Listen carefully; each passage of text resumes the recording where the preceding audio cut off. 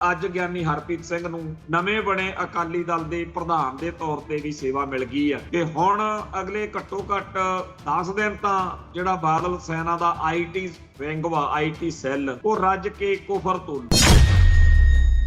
ਉਹਨਾਂ ਦਾ ਇੱਕੋ ਇੱਕ ਨਿਸ਼ਾਨਾ ਬਾਦਲ ਦਲ ਦਾ ਇਹ ਆ ਕਿ ਜੀ ਇਹ ਬੰਦਾ ਬਹੁਤ ਮਾੜਾ। ਭਾਈ ਜੇ ਇੰਨਾ ਹੀ ਮਾੜਾ ਹੈ ਫਿਰ ਤੁਸੀਂ ਇਹਨੂੰ ਇੰਨੇ ਸਾਲ ਸਾਡੇ ਤਖਤ ਦਾ ਜਥੇਦਾਰ ਕਿਉਂ ਲਾਈ ਰੱਖਿਆ?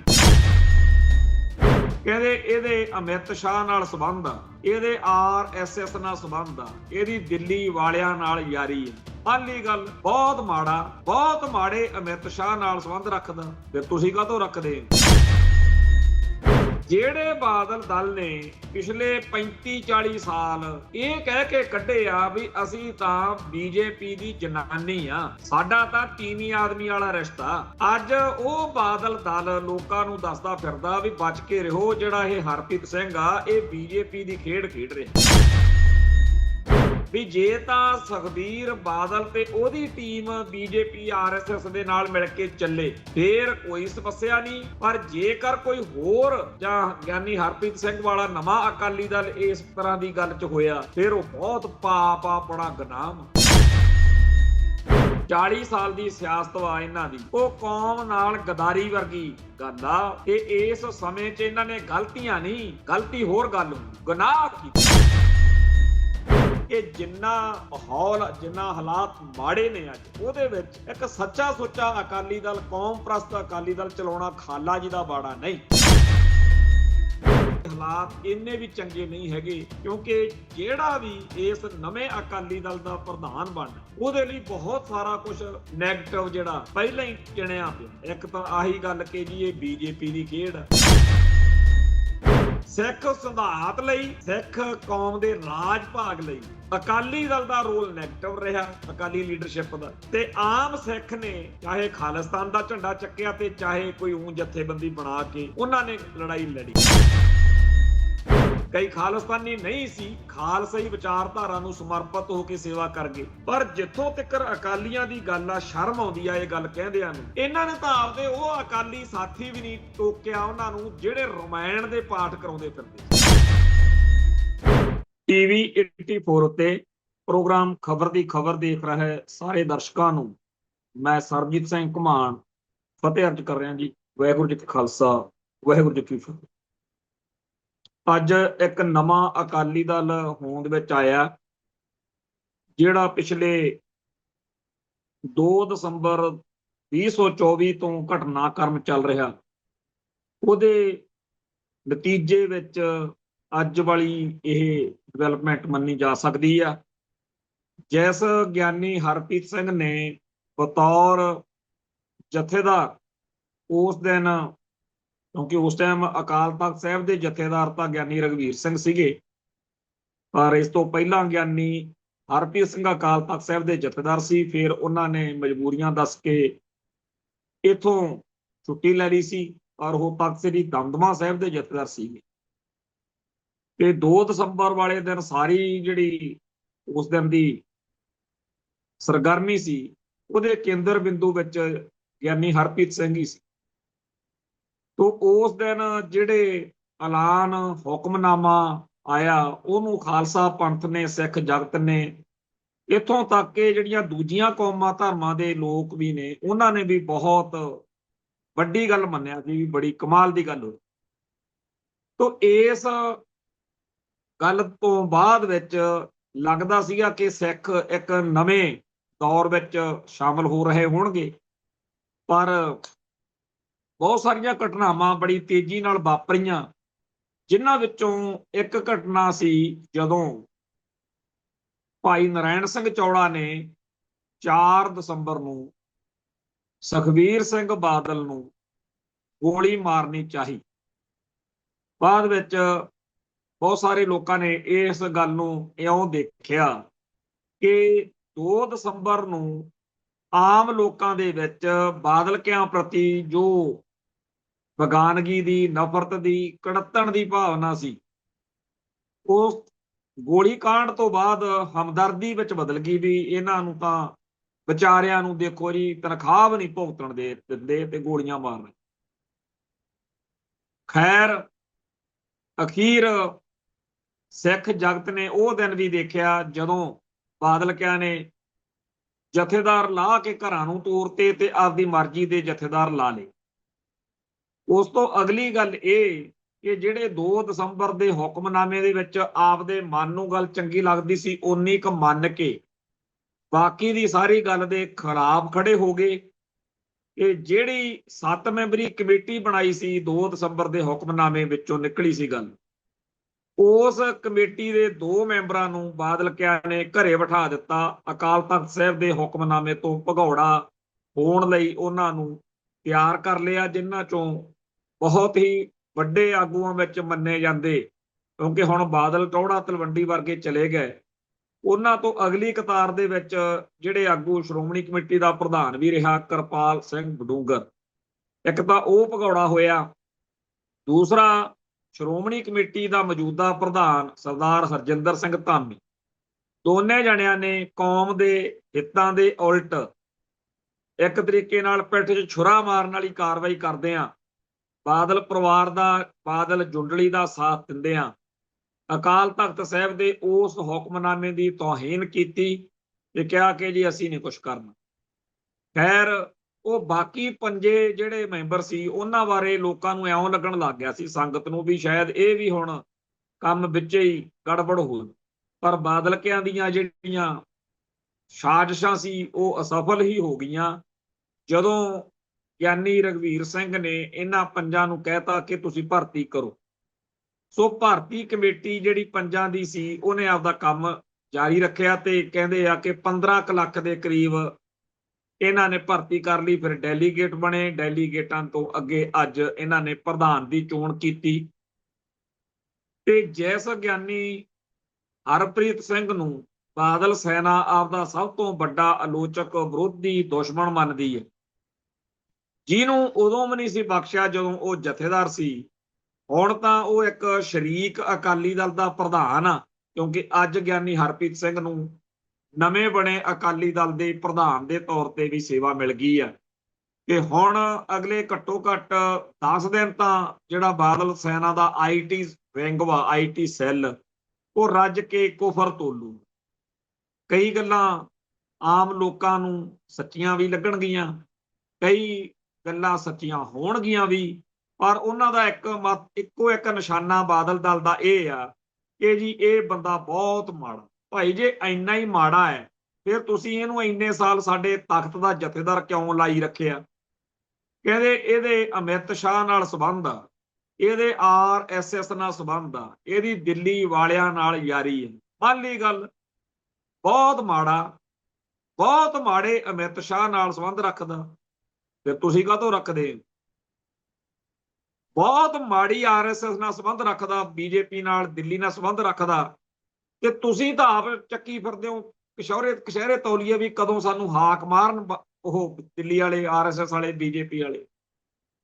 ਜਿਹੜੇ ਬਾਦਲ ਦਲ ਨੇ ਪਿਛਲੇ 35-40 ਸਾਲ ਇਹ ਕਹਿ ਕੇ ਕੱਢੇ ਆ ਵੀ ਅਸੀਂ ਤਾਂ BJP ਦੀ ਜਨਾਨੀ ਆ, ਸਾਡਾ ਤਾਂ ਤੀਵੀਂ ਆਦਮੀ ਵਾਲਾ ਰਿਸ਼ਤਾ, ਅੱਜ ਉਹ ਬਾਦਲ ਦਲ ਲੋਕਾਂ ਨੂੰ ਦੱਸਦਾ ਫਿਰਦਾ ਵੀ ਬਚ ਕੇ ਰਹੋ, ਜਿਹੜਾ ਇਹ ਹਰਪ੍ਰੀਤ ਸਿੰਘ ਆ ਇਹ BJP ਦੀ ਖੇਡ ਖੇਡ ਰਿਹਾ, BJP ਦੀ ਖੇਡ ਖੇਡ ਰਿਹਾ ਨਾ ਖੇਡ ਰਿਹਾ।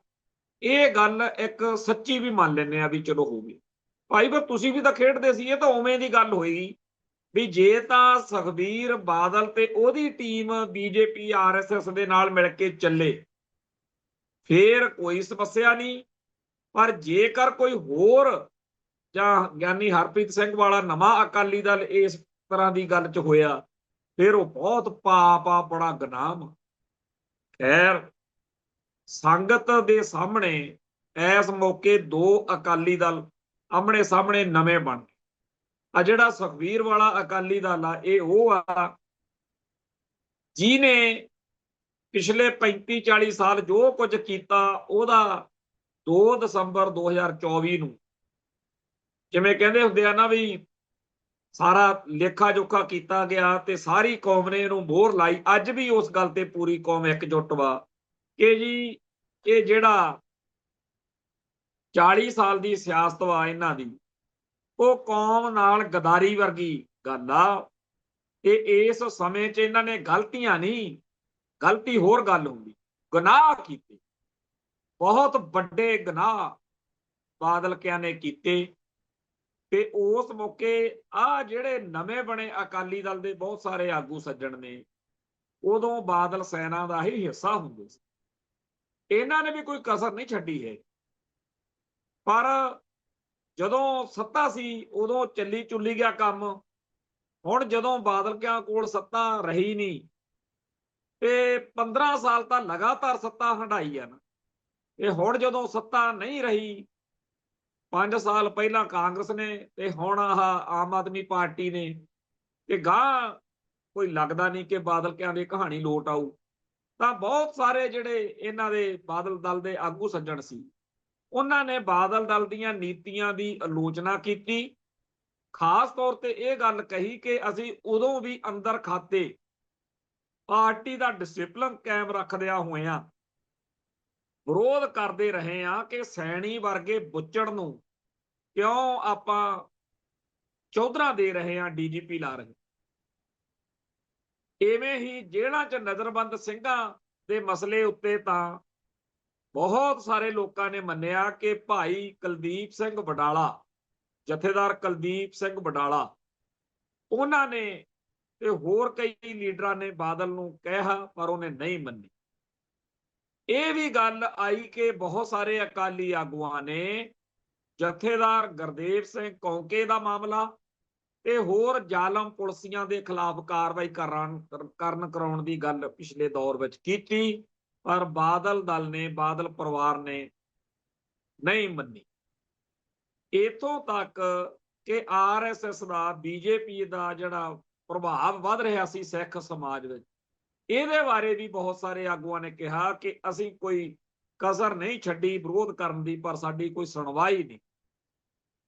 ਪਰ ਲੋਕਾਂ ਲਈ ਇਸ ਮੌਕੇ ਇਹ ਗੁੱਸਾ ਪੂਰੇ ਅਕਾਲੀ ਦਲ ਬਾਦਲ ਤੇ ਆ ਕਿ ਤੁਸੀਂ ਜੋ ਮਰਜ਼ੀ ਅੱਜ ਸਪਸ਼ਟੀਕਰਨ ਦੇਈ ਚੱਲੋ, ਸਾਡੇ ਤਾਂ ਬੇੜੀਆਂ 'ਚ ਬੱਟੇ ਪਾਤੇ ਨਾ। ਉਦੋਂ ਤੁਸੀਂ ਕਿੱਥੇ ਸੀ ਜਦੋਂ ਸਾਡੇ ਪਾਵਨ ਇਸ਼ਟ ਦਾ ਚੋਰੀ ਕਰਕੇ ਅਗਲੇ ਲਲਕਾਰੇ ਮਾਰ ਰਹੇ ਸੀ, ਜਦੋਂ ਅੰਗ ਖਿਲਾਰੇ ਗਏ, ਜਦੋਂ ਸਾਡੇ ਗੋਲੀਆਂ ਡਾਂਗਾਂ ਵੱਢ ਰਹੀਆਂ ਸੀ, ਜਦੋਂ ਤੁਸੀਂ ਡੇਰਾ ਸਰਸੇ ਵਾਲੇ ਨੂੰ ਬਿਨਾਂ ਮੰਗਿਆ ਅਕਾਲ ਤਖਤ ਸਾਹਿਬ ਤੋਂ ਮਾਫੀ ਦਵਾਈ, ਤੁਸੀਂ ਸਿੱਖਾਂ ਦੇ ਧਾਰਮਿਕ ਵਿਸ਼ਵਾਸ ਨੂੰ ਪੈਰਾਂ ਹੇਠ ਰੋਲਿਆ, ਤੁਸੀਂ ਤਖਤਾਂ ਦੀ ਤੌਹੀਨ ਕੀਤੀ, ਤੁਸੀਂ ਜਥੇਦਾਰ ਦੀ ਪੋਸਟ ਨੂੰ ਜਿੰਨਾ ਜਲੀਲ ਕੀਤਾ, ਇਹ ਸਾਰੇ ਕਾਸੇ ਦੇ ਉੱਤੇ ਸਿੱਖ ਜਗਤ ਦੇ ਅੰਦਰ ਰੋਹ ਆ। ਇਸ ਰੋਹ ਦਾ ਨਤੀਜਾ ਕੀ ਨਿਕਲਿਆ ਕਿ ਲੋਕਾਂ ਨੇ ਪਹਿਲਾਂ ਕਾਂਗਰਸ ਨੂੰ, ਫਿਰ ਆਮ ਆਦਮੀ ਪਾਰਟੀ ਨੂੰ ਸੱਤਾ 'ਚ ਲਿਆਂਦਾ ਸੀ।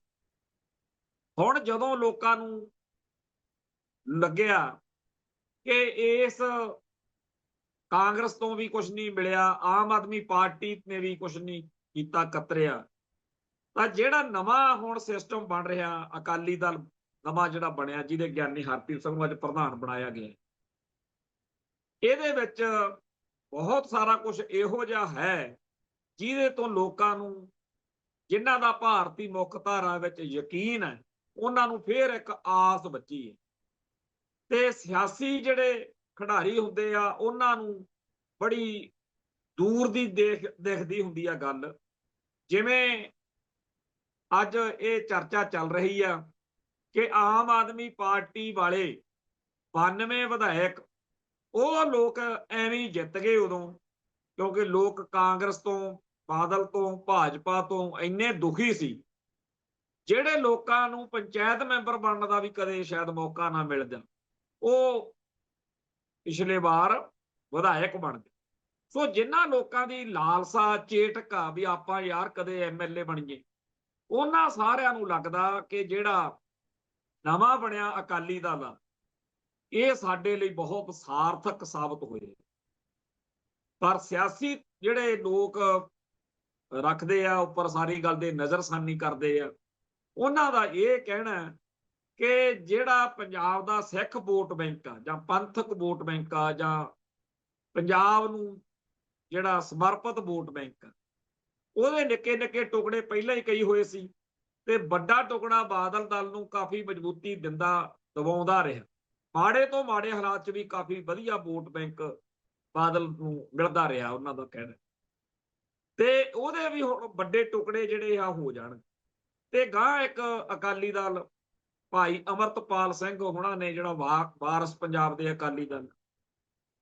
ਸੋ ਵਾਰਸ ਪੰਜਾਬ ਦੇ ਅਕਾਲੀ ਦਲ ਤੇ ਭਾਈ ਹਰਪ੍ਰੀਤ ਸਿੰਘ ਵਾਲਾ ਅਕਾਲੀ ਦਲ, ਸੁਖਬੀਰ ਸਿੰਘ ਬਾਦਲ ਵਾਲਾ ਅਕਾਲੀ ਦਲ, ਇਹ ਸਾਰੇ ਅਕਾਲੀ ਦਲ ਕੀ ਵਾਕਿਆ ਹੀ ਸਿੱਖਾਂ ਦੇ ਵੋਟ ਬੈਂਕ ਦੇ ਇੰਨੇ ਕੁ ਟੁਕੜੇ ਕਰ ਦੇਣਗੇ ਕਿ ਆਮ ਆਦਮੀ ਪਾਰਟੀ ਤੇ ਕਾਂਗਰਸ ਵੀ ਛੋਟੇ ਛੋਟੇ ਭਾਗ ਲੈ ਜਾਣਗੇ, ਤੇ ਇਹਦੇ ਵਿੱਚੋਂ ਸਾਰੇ ਸਿਆਸੀ ਭਲਵਾਨਾਂ ਚੋਂ ਕੋਈ ਇੱਕ ਧਿਰ ਜਿਹਦੇ ਕੋਲੇ ਬਾਕੀਆਂ ਨਾਲੋਂ ਵਧੀਆ ਵੋਟ ਬੈਂਕ ਹੋਏ, ਵਧੀਆ ਵਿਧਾਇਕ, ਜ਼ਿਆਦਾ ਵਿਧਾਇਕ ਹੋਣ, ਉਹ ਕਿਸੇ ਹੋਰ ਨੂੰ ਨਾਲ ਲੈ ਕੇ, ਚਾਹੇ ਉਹ ਸੁਖਬੀਰ ਵਾਲੇ ਬਾਦਲ ਦਲ ਨੂੰ ਲੈ ਲੈਣ ਨਾਲ, ਚਾਹੇ ਦੂਜੇ ਨੂੰ, ਅਗਲੀ ਸਰਕਾਰ ਬਣਾ ਜਾਣ।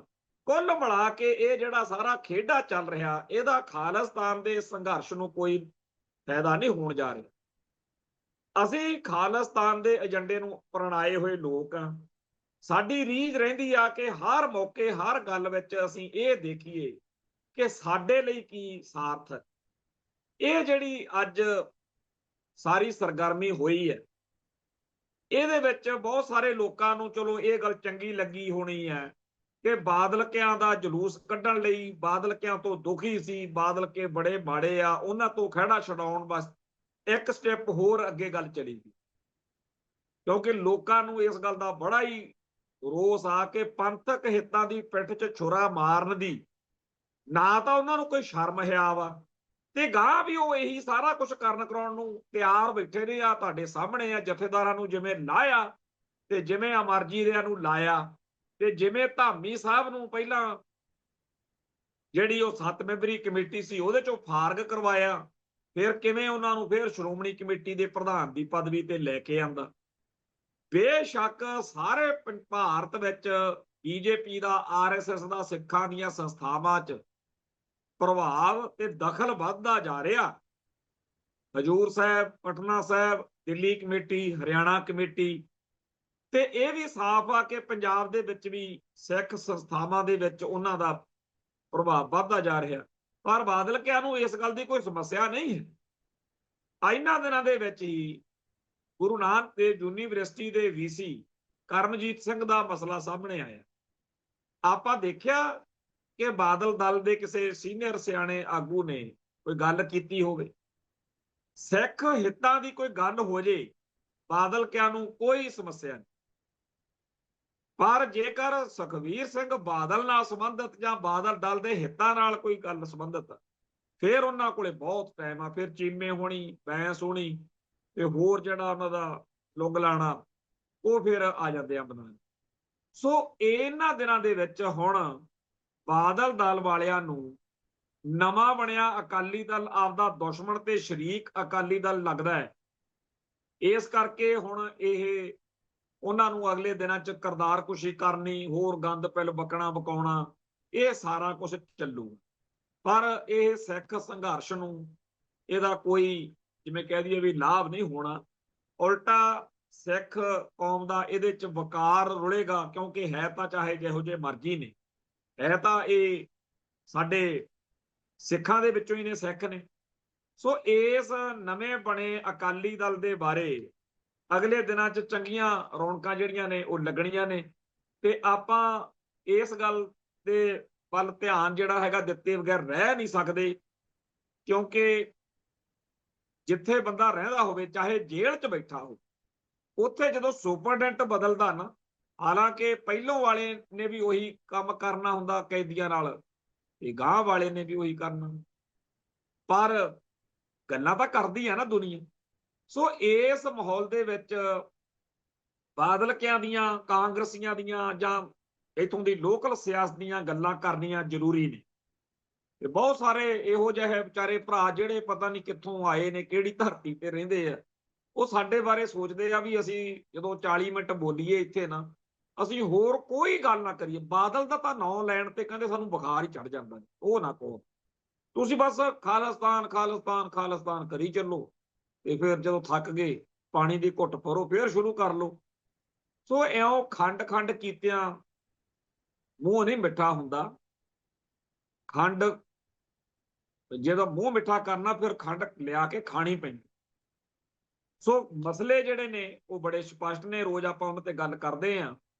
ਅੱਜ ਨਵੀਂ ਗੱਲ ਇਹ ਕੀਤੀ ਆ ਕਿ ਭਾਰਤੀ ਫੌਜ ਦੇ ਮੁਖੀ ਨੇ ਜਨਰਲ ਉਪਿੰਦਰ द्विवेदी ਨੇ ਕਿਹਾ, ਭਾਰਤ ਦੀ ਅਗਲੀ ਜੰਗ ਸਾਡੀ ਸੋਚ ਤੋਂ ਵੀ ਨੇੜੇ ਹੋ ਸਕਦੀ ਆ, ਤੇ ਇਹ ਇਕੱਲੇ ਸੈਨਿਕਾਂ ਵੱਲੋਂ ਨਹੀਂ, ਤੇ ਅਸੀਂ ਮਤਲਬ ਕਹਿੰਦੇ ਜੀ ਫੱਟੇ ਚੱਕ ਦੇਣੇ ਆ ਬੜੀ ਜਲਦੀ।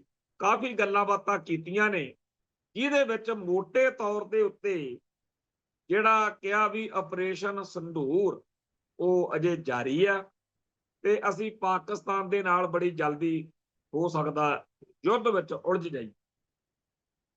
ਇਹਦੇ ਨਾਲ ਰਾਜਨਾਥ ਸਿੰਘ ਜਿਹੜਾ ਭਾਰਤ ਦਾ ਰੱਖਿਆ ਮੰਤਰੀ ਆ, ਉਹਦਾ ਬਿਆਨ ਵੀ ਅਮਰੀਕਾ ਬਾਰੇ ਕਿਹਾ ਵੀ ਦੁਨੀਆ ਦਾ ਆਪਦੇ ਆਪ ਨੂੰ ਬੌਸ ਸਮਝਦਾ, ਤੇ ਉਹਨੂੰ ਸਾਡਾ ਵਿਕਾਸ ਜਿਹੜਾ ਉਹ ਪਸੰਦ ਨਹੀਂ ਆ ਰਿਹਾ, ਤੇ ਸਾਨੂੰ ਉਹ ਟੈਰਿਫ ਲਾ ਕੇ ਰੂਸ, ਚੀਨ, ਯੂਕਰੇਨ, ਅਮਰੀਕਾ ਵਾਲੇ ਚੱਕਰਵਿਊਹ ਦੇ ਵਿੱਚ ਉਲਝਾ ਰਹੇ। ਇਹ ਜਿਹੜੀਆਂ ਦੋਨੇ ਖਬਰਾਂ ਨੇ, ਜਿਹੜੀ ਗੱਲ ਰਾਜਨਾਥ ਨੇ ਅਮਰੀਕਾ ਦੇ ਮੁਕਾਬਲੇ ਤੇ ਕਹੀ ਹੈ, ਜਾਂ ਜਿਹੜੀ ਗੱਲ ਪਾਕਿਸਤਾਨ ਨੂੰ ਚੜਾਉਣ ਵਾਲੀ ਭਾਰਤੀ ਫੌਜ ਦੇ ਮੁਖੀ ਜਨਰਲ ਉਪਿੰਦਰ द्विवेदी ਨੇ ਕਹੀ ਹੈ, ਇਹ ਸਾਡੀ ਕੌਮ ਨਾਲ, ਸਾਡੀ ਧਰਤੀ ਨਾਲ ਸੰਬੰਧ ਇਹਨਾਂ ਦਾ ਹੈ।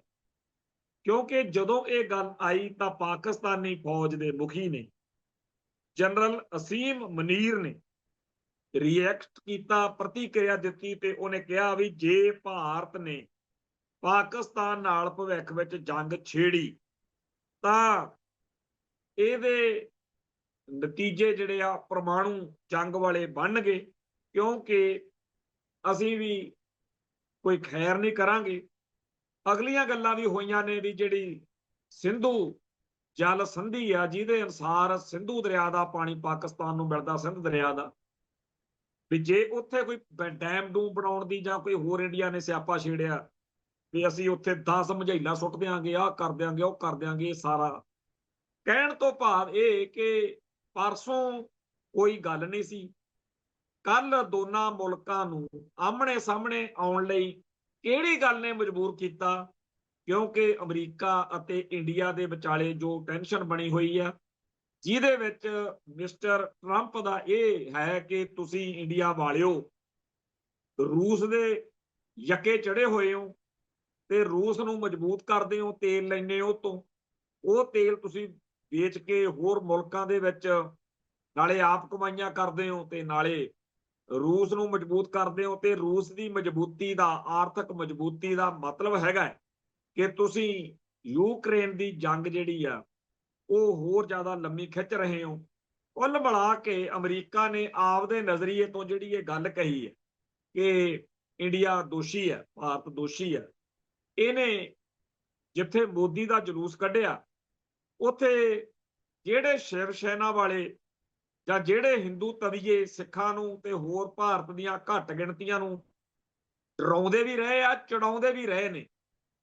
ਆਪਾਂ ਇਸੇ ਪ੍ਰੋਗਰਾਮ 'ਚ ਗੱਲਾਂ ਕਰਦੇ ਰਹੇ ਆ ਕਿ ਇੱਥੇ ਤਾਂ ਮੋਦੀ ਭਗਤਾਂ ਨੇ ਇਉਂ ਲੱਗਣ ਲਾਤਾ ਸੀ ਵੀ ਅਮਰੀਕਾ 'ਚ ਟਰੰਪ ਦੀ ਜਿੱਤ ਨਹੀਂ ਹੋਈ, ਮੋਦੀ ਦਾ ਸਗਾ ਭਰਾ ਉੱਥੇ ਬਸ ਹੁਣ ਬਣ ਗਿਆ, ਤੇ ਤੁਹਾਡੇ ਅਸੀਂ ਦੇਖਿਓ ਕੀ ਛੱਤਰ ਫੇਰਦੇ ਜਦੋਂ ਸਾਡਾ ਬੰਦਾ ਸਾਰੀ ਦੁਨੀਆ ਦੇ ਵਿੱਚ ਅਮਰੀਕਾ ਦੀ ਚੱਲਦੀ ਆ, ਤੇ ਅਮਰੀਕਾ ਦਾ ਜਿਹੜਾ ਹੈਡ ਆਫ ਦੀ ਸਟੇਟ ਆ ਮਿਸਟਰ ਟਰੰਪ, ਉਹਦਾ ਆਪਣੇ ਘਰ ਦਾ ਬੰਦਾ, ਬਸ ਹੁਣ ਤੁਹਾਡੇ ਦੇਖਿਓ ਕੀ ਹੁੰਦਾ। ਸੋ ਉਸ ਮਾਹੌਲ ਤੋਂ ਅੱਜ ਇਹ ਆ ਵੀ ਥਾਂ ਥਾਂ ਦੇ ਉੱਤੇ ਟਰੰਪ ਦੇ ਪੁਤਲੇ ਸਾੜ ਰਹੇ ਨੇ, ਬਹੁਤ ਜ਼ਿਆਦਾ ਅਵਾ ਤਵਾ ਵੀ ਬੋਲ ਰਹੇ ਨੇ। ਸੋ ਜਿਹੜੇ ਲੋਕ ਇਹਨਾਂ ਘਟਨਾਵਾਂ ਦੇ ਉੱਤੇ ਨਜ਼ਰ ਰੱਖ ਰਹੇ ਨੇ, ਉਹਨਾਂ ਨੂੰ ਚਾਹੀਦਾ ਵੀ ਇਹ ਸਾਰੇ ਸਕਰੀਨਸ਼ਾਟ ਲੈ ਕੇ ਹਿੰਦੀ ਤੋਂ ਜਾਂ ਹੋਰ ਬੋਲੀਆਂ ਤੋਂ ਅੰਗਰੇਜ਼ੀ 'ਚ ਟਰਾਂਸਲੇਟ ਕਰਕੇ ਟਰੰਪ ਹੁਣਾਂ ਨੂੰ, ਅਮਰੀਕਾ ਵਾਲਿਆਂ ਨੂੰ ਦੱਸਣ ਜ਼ਰੂਰ ਕਿ ਆਹ ਨੇ ਜੀ ਉਹ ਬੰਦੇ ਜਿਹੜੇ ਬਾਕੀ ਘੱਟ ਗਿਣਤੀਆਂ ਦਾ ਘਾਣ ਕਰਦੇ ਆ, ਤੇ ਹੁਣ ਤੁਹਾਨੂੰ ਵੀ ਕਹਿੰਦੇ ਆ ਦੇਖ ਲਿਆਂਗੇ, ਚੱਕ ਲਿਆਂਗੇ।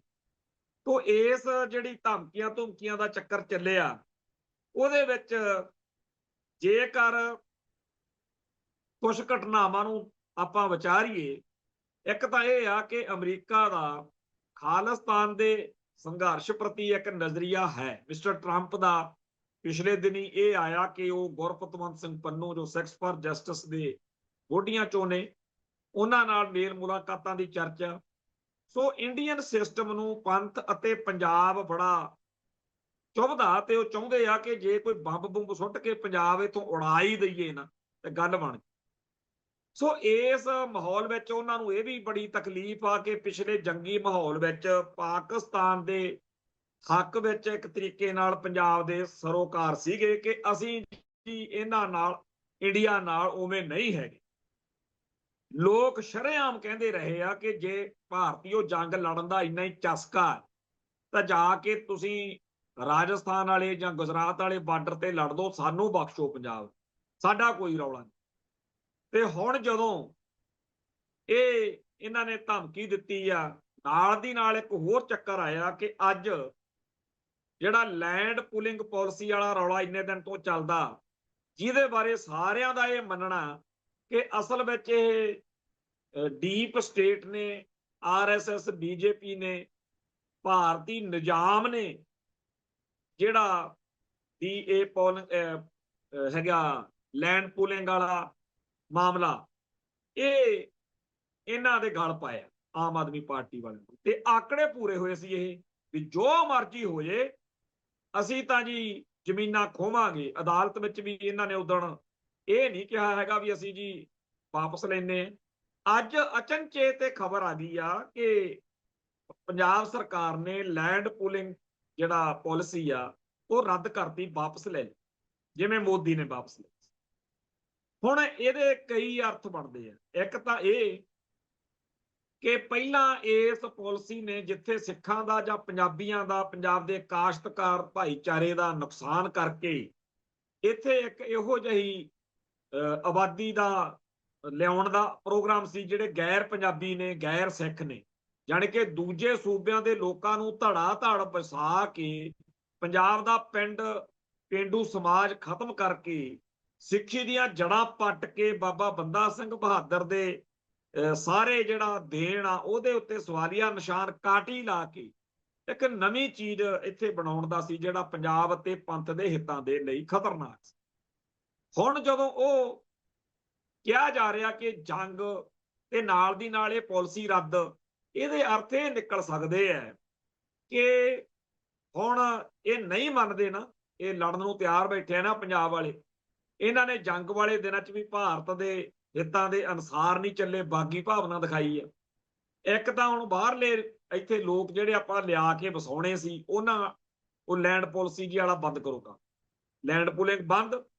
ਦੂਜਾ ਇਹ ਕਿ ਜਿਵੇਂ ਪਹਿਲਾਂ ਜਦੋਂ ਜੰਗੀ ਮਾਹੌਲ ਬਣਿਆ ਜਾਂ ਕਰੋਨਾ ਵਾਲਾ ਚੱਲਿਆ, ਜਿਹੜੇ ਗੈਰ ਪੰਜਾਬੀ ਪੰਜਾਬ ਦੇ ਬੋਲੀ, ਧਰਮ ਅਤੇ ਸੱਭਿਆਚਾਰ ਲਈ ਖਤਰਾ ਬਣੇ ਹੋਏ ਨੇ, ਉਹਨਾਂ ਸਾਰਿਆਂ ਨੇ ਚਾਲੇ ਪਾਤੇ ਸੀ, ਇੱਥੋਂ ਚਲੇ ਗਏ।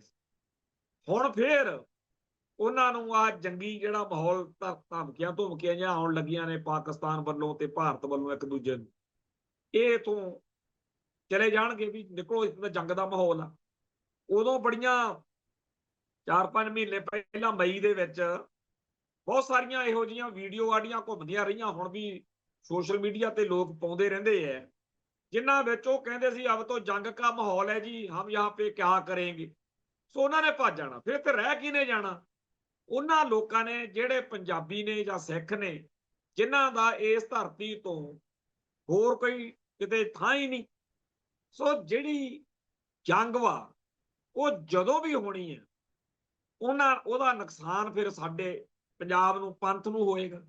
ਉਹ ਦਿੱਲੀ ਵਾਲਿਆਂ ਨੂੰ ਇਸ ਗੱਲ ਦੀ ਬੜੀ ਰੀਝ ਆ ਕਿ ਅਮਰੀਕਾ ਦਾ ਵੀ ਚਾਅ ਜਾਂ ਲਾ ਦਿੰਦੇ ਆ, ਇੱਕ ਵਾਰੀ ਸਿਆਪਾ ਛੇੜ ਕੇ ਪਾਕਿਸਤਾਨ ਨਾਲ, ਤੇ ਫਿਰ ਜਿਵੇਂ 1984 ਚ ਕੀਤਾ ਸੀ।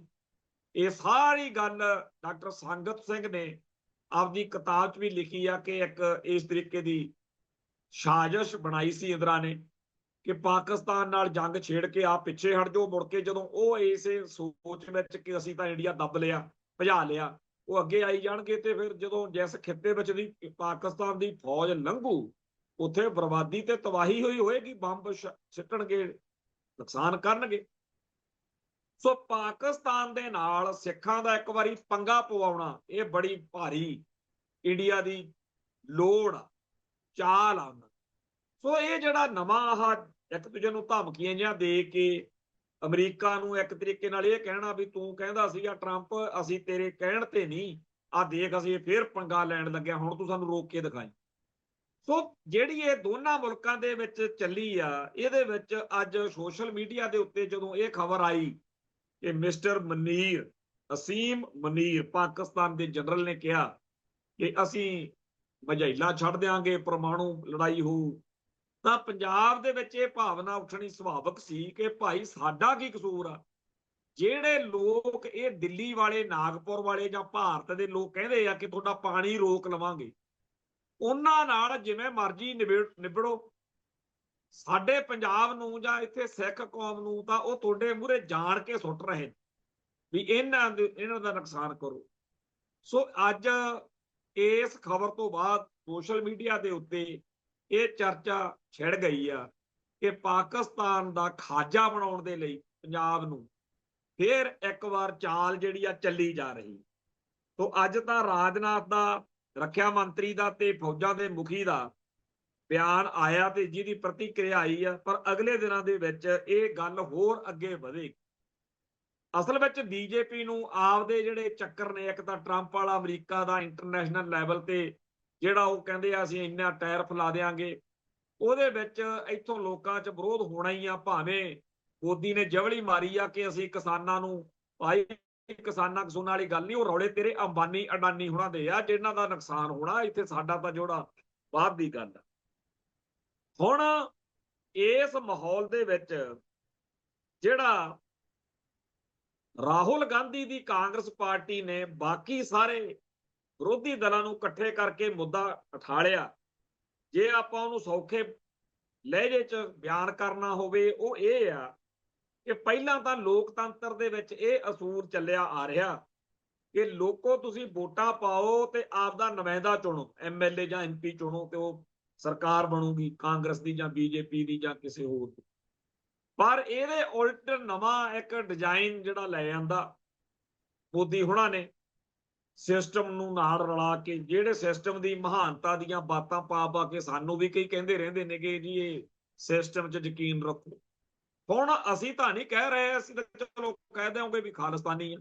ਇਹ ਜਿਹੜੇ ਰਾਹੁਲ ਗਾਂਧੀ ਵਰਗੇ ਨੇ ਜਾਂ ਕਾਂਗਰਸ ਸਮੇਤ ਹੋਰ ਜਿਹੜੇ ਵਿਰੋਧੀ ਦਲ ਨੇ ਸਾਰੇ, ਉਹਨਾਂ ਨੇ ਇਹ ਮੁੱਦਾ ਉਠਾ ਲਿਆ ਹੈ ਕਿ ਜੀ ਮੋਦੀ ਹੁਣਾਂ ਨੇ ਕੰਮ ਬੜਾ ਹੋਰ ਹੀ ਨਵਾਂ ਹੀ ਰਾਹ ਫੜ ਲਿਆ ਵੀ ਜਿਹੜੇ ਵੋਟਰ ਨੇ, ਹੁਣ ਪਹਿਲਾਂ ਐਮਪੀ ਦੇਖੂਗਾ ਵੀ ਕਿਹੜੇ ਕਿਹੜੇ ਵੋਟਰ ਮੈਨੂੰ ਵੋਟ ਪਾ ਸਕਦੇ ਆ ਬੀਜੇਪੀ ਦੇ ਕੈਂਡੀਡੇਟ ਹੋਣ ਦੇ ਨਾਤੇ, ਆਪਾਂ ਵੋਟਰ ਰੱਖਣੇ ਹੀ ਉਹ ਨੇ ਜਿਹੜੇ ਮੈਨੂੰ ਵੋਟ ਪਾਉਣ। ਜਾਣੀ ਕਿ ਅੱਗੇ ਹੁੰਦਾ ਸੀ ਵੀ ਵੋਟਰ ਜਿਹੜੇ ਸੀ ਉਹ ਨੁਮਾਇੰਦਾ ਚੁਣਦੇ ਸੀ, ਹੁਣ ਬੀਜੇਪੀ ਕਹਿੰਦੀ ਆ ਨੁਮਾਇੰਦੇ ਨੂੰ ਹੱਕ ਦਿਓ ਯਾਰ, ਵੀ ਜਿਹੜੇ ਜਿਹੜੇ ਵੋਟਰ ਤੈਨੂੰ ਵੋਟ ਪਾ ਸਕਦੇ ਆ ਤੂੰ ਆਪਦੀ ਮਰਜ਼ੀ ਦੇ ਚੁਣ ਲਾ ਵੋਟਰ, ਬਾਕੀਆਂ ਤੇ ਘਾਟੀ ਮਾਰ। ਇਹ ਰੌਲਾ ਜਿਹੜਾ ਪਿਛਲੇ ਕਈ ਦਿਨ ਤੋਂ ਜ਼ੋਰ ਫੜਦਾ ਆ ਰਿਹਾ, ਇਹਦੇ ਵਿੱਚ ਮੋਦੀ ਤੰਤਰ ਪੂਰੀ ਤਰ੍ਹਾਂ ਘਿਰ ਚੁੱਕਿਆ। ਮੋਦੀ ਦਾ ਜਲੂਸ ਨਿਕਲ ਰਿਹਾ ਕਿ ਆਹ ਲੋਕਤੰਤਰ ਆ ਤੁਹਾਡਾ, ਤੁਸੀਂ ਤਾਂ ਆਪਦੀ ਮਰਜ਼ੀ ਦੇ ਵੋਟਰ ਬਣਾ ਕੇ ਜਾਲੀ ਵੋਟਾਂ ਭਗਤਾ ਕੇ, ਕਿਉਂਕਿ ਉਹ ਸਾਰਾ ਕੁਝ ਔਨ ਰਿਕਾਰਡ ਦਿਖਾ ਦਿੱਤਾ ਕਿ ਆਹ ਲਓ ਜੀ ਇੱਕ ਜਨਾਨੀ ਜਾਂ ਇੱਕ ਬੰਦਾ, ਇੱਕ ਐਡਰੈਸ ਉਹ ਤੇ 30 35 ਤੁਸੀਂ ਉਹਦੇ ਵੋਟਰ ਬਣਾਈ ਫਿਰਦੇ। ਸੋ ਜਾਲੀ ਵੋਟਾਂ ਦਾ ਐਡਾ ਵੱਡਾ ਸਕੈਂਡਲ ਜਿਹੜਾ ਪੂਰਾ ਇੰਡੀਆ ਦਾ ਡੈਮੋਕ੍ਰੈਟਿਕ ਸਿਸਟਮ ਹੈ, ਲੋਕਤੰਤਰ ਚੋਣ ਪ੍ਰਣਾਲੀ, ਇਹਦਾ ਜਲੂਸ ਕੱਢ ਰਿਹਾ। ਸੋ ਉਹਦੇ ਚ ਉਲਝੇ ਹੋਏ, ਇੰਟਰਨੈਸ਼ਨਲ ਹਾਲਾਤਾਂ ਚ ਉਲਝੇ ਹੋਏ ਮੋਦੀ ਉਹਨਾਂ ਨੂੰ ਇਸ ਮੌਕੇ ਖਹਿੜਾ ਛਡਾਉਣ ਲਈ, ਜਾਂ ਤਾਂ ਇਹ ਆ ਵੀ ਸਾਰੇ ਭਾਰਤ ਦੇ ਵਿੱਚ ਸਾਰੀਆਂ ਜਿਹੜੀਆਂ ਵੱਡੇ ਇੱਥੇ ਮੈਟਰੋ ਸ਼ਹਿਰ ਨੇ ਵੱਡੇ, ਉੱਥੇ ਇੱਕੋ ਦਿਨ ਕੋਈ ਬੰਬ ਧਮਾਕੇ ਹੋ ਜਾਣ, ਕੋਈ ਦੰਗੇ ਦੁੰਗੇ ਹੋ ਜਾਣ, ਜਿਹ ਚ 3-4 ਮਹੀਨੇ ਸਾਰਾ ਭਾਰਤ ਉਲਝਿਆ ਰਵੇ, ਜਾਂ ਕੋਈ ਜੰਗ ਜੁੰਗ ਲੱਗ ਜੇ ਕਿਸੇ ਥਾਂ ਤੇ। ਤੋਂ ਮੋਦੀ ਉਹਨਾਂ ਦੀ ਬੜੀ ਭਾਰੀ ਲੋੜ, ਤੇ ਇਸ ਸਾਰੇ ਕਾਸੇ ਦੇ ਵਿੱਚ ਸਭ ਤੋਂ ਫਿਰ ਜਿਹੜਾ ਦਿਲਚਸਪ ਤੇ ਖੂਬਸੂਰਤ, ਉਹਨਾਂ ਨੂੰ ਸਭ ਤੋਂ ਮੁਫੀਦ ਜਿਹੜਾ ਇਸ਼ੂ ਆ ਉਹ ਹੁੰਦਾ ਪਾਕਿਸਤਾਨ ਜਾਂ ਮੁਸਲਮਾਨਾਂ ਨੂੰ ਗਾਲਾਂ ਕੱਢੋ।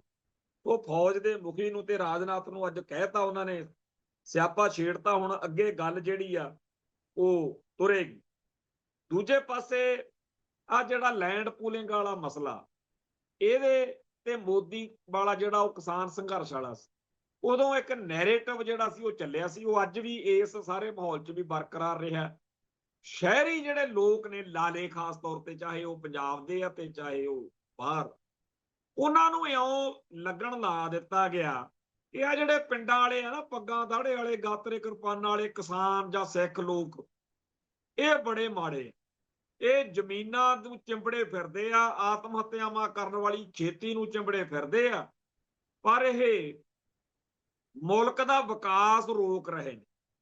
ਇਹ ਫੈਕਟਰੀਆਂ ਲਾਉਣ ਲਈ, ਯੂਪੀ ਬਿਹਾਰ ਦੇ ਲੋਕਾਂ ਨੂੰ ਇੱਥੇ ਵਸਾਉਣ ਲਈ ਸਾਡੇ ਏਜੰਡੇ, ਸਾਡੇ ਪ੍ਰੋਗਰਾਮ, ਉਹਨਾਂ ਦਾ ਵਿਰੋਧ ਕਰਦੇ। ਜਦੋਂ ਵੀ ਕੋਈ ਫੈਕਟਰੀ ਲਾਉਣੀ ਹੋਵੇ, ਜਦੋਂ ਵੀ ਕੋਈ ਵੱਡਾ ਪ੍ਰੋਜੈਕਟ ਲਾਉਣਾ ਹੋਵੇ, ਇਹ ਜੀ ਵਿਕਾਸ ਦੇ ਰਾਹ 'ਚ ਰੋੜਾ ਨੇ।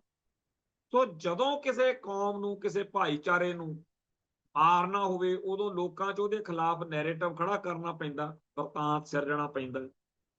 ਸਾਡੇ ਭਾਈਚਾਰੇ ਨੂੰ ਭਾਵੇਂ ਇਹ ਨੈਰੇਟਿਵ ਦੀ ਜੰਗ ਜਾਂ ਵਰਤਾਂਤ ਦੀ ਜੰਗ ਉਹਨੇ ਉਸ ਤਰੀਕੇ ਦੀ, ਉਸ ਲੈਵਲ ਤੇ ਨਹੀਂ ਹੁੰਦੀ ਸਮਝ, ਪਰ ਸਾਨੂੰ ਆਪਦੇ ਹੱਕਾਂ ਤੇ ਹਿੱਤਾਂ ਤੇ ਜਦੋਂ ਸੱਟ ਵੱਜਦੀ ਆ, ਉਹਦਾ ਤਾਂ ਪਤਾ ਲੱਗ ਹੀ ਜਾਂਦਾ। ਸੋ ਕਿਸਾਨ ਸੰਘਰਸ਼ ਵਾਂਗ ਲੈਂਡ ਪੁਲਿੰਗ ਪਾਲਿਸੀ ਦੇ ਖਿਲਾਫ ਜਦੋਂ ਪੰਜਾਬ ਡਟਿਆ, ਤਾਂ ਇਹ ਗੱਲ ਬਹੁਤ ਹੀ ਬੁਰੀ ਤਰ੍ਹਾਂ ਨਫ਼ਰਤ ਦੇ ਲਈ ਵਰਤੀ ਗਈ। ਇਹ ਦੇਖੋ ਜੀ, ਇਹ ਵਿਕਾਸ ਦੇ ਰਾਹ 'ਚ ਰੋੜਾ ਬਣੇ ਹੋਏ ਨੇ।